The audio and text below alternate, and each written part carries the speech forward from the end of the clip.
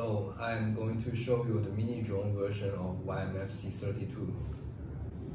I removed its GPS, compass, and barometer from the original design, keeping the MPU 6050 only, and of course the STM32 controller.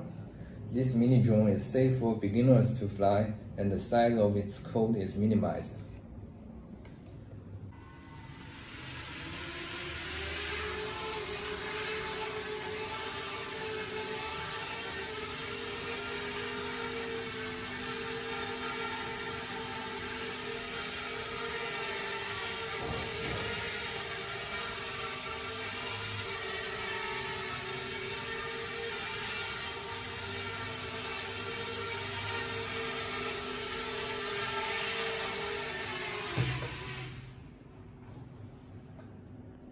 Once you get familiar with the maneuver, you can also use it as a flight controller for a brushless quadcopter.